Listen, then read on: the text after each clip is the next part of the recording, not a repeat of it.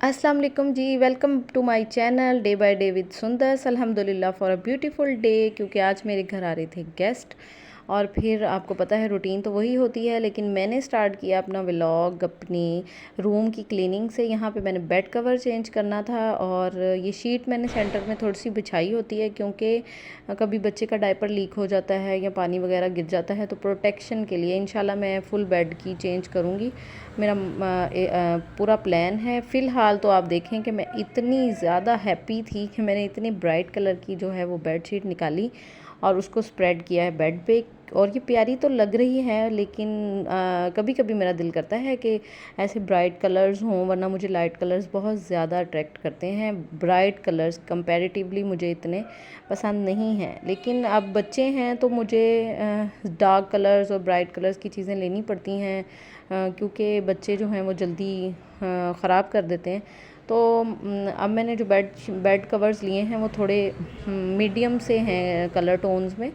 तो जी डन हो गया सारा कुछ, मेरा रूम क्लीन हो चुका है और माशाल्लाह से ये देखें जी रूम डन है, सफाई हो गई है, क्लीनिंग हो गई है। और इसके बाद मैंने खाना बनाना था, वो मैं आपके साथ शेयर नहीं कर सकूँगी क्योंकि मैं बहुत ज़्यादा बिज़ी।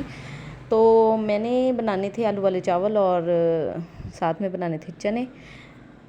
वो मेहमान इतना मैं बिज़ी रही, वो टाइम तो निकल गया और शाम हो गई। सब कुछ खैर हो आफियत से होने के बाद, डन करने के बाद, दोबारा से घर साफ़ करने के बाद शाम को निकले हम बच्चों को लेके बाहर। और वो हमारा डेली का काम है, क्योंकि अब बच्चे आदी हो चुके हैं और वैसे भी बच्चों के लिए एक यही तो इन्जॉयमेंट होती है कि डेली जो है वो बाबा के साथ जाना है।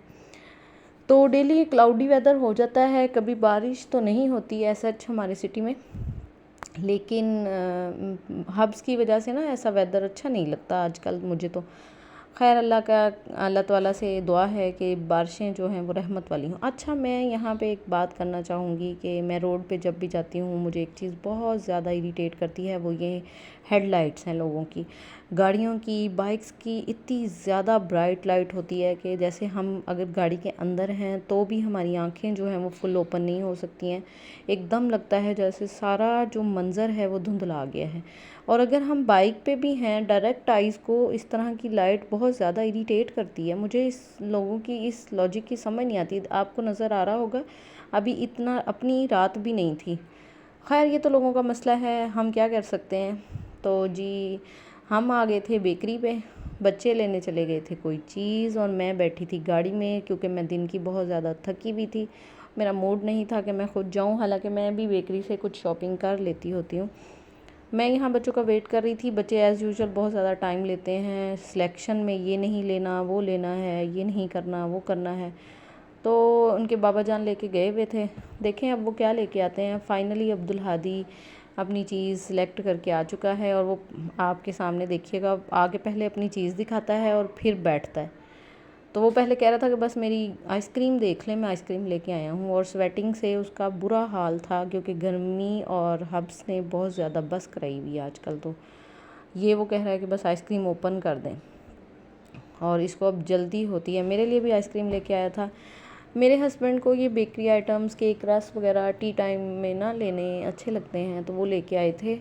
तो ये मैं एक बॉक्स में डाल देती हूँ। ये बॉक्स तो खैर छोटा रह जाता है, लाई मैं इसी पर्पज़ के लिए थी। तो इंशाल्लाह मैंने कुछ जार और एक बॉक्स बड़े वाला परचेज़ करना है, क्योंकि फिर आधी चीज़ जो है वो उसी तरह शॉपिंग बैग में रखनी पड़ती है और आजकल वेदर की वजह से सौगी भी हो जाती है और मुझे सेटिस्फेक्शन नहीं होती ऐसे चीज़ रखने में।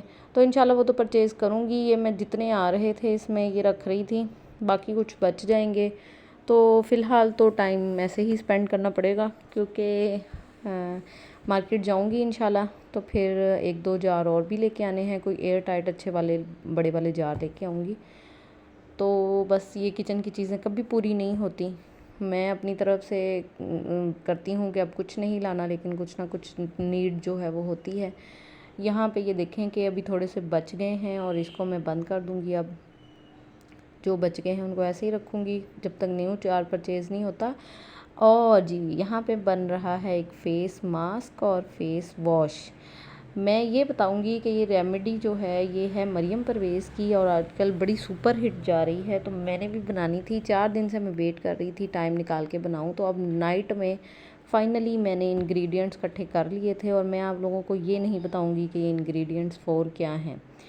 ये आप लोग कमेंट्स में पूछें इसके रिज़ल्ट्स। मैं सुबह यूज़ करूँगी और मैंने तो इसके इतने अच्छे रिव्यूज़ देखे हैं सॉरी, कि लोग कहते हैं कि फ़र्स्ट वॉश में पता चल जाता है। तो आप मुझसे ये कमेंट्स में पूछें कि 4 इंग्रेडिएंट्स क्या हैं। मैं यहाँ पे वो बना रही थी क्योंकि आज मैंने सोचा था चाहे जितना भी थक गई हूँ तो इंशाल्लाह ये बनाऊँगी और ट्राई करूँगी। और तो मेरे से कोई स्किन केयर इतनी ज़्यादा होती नहीं है।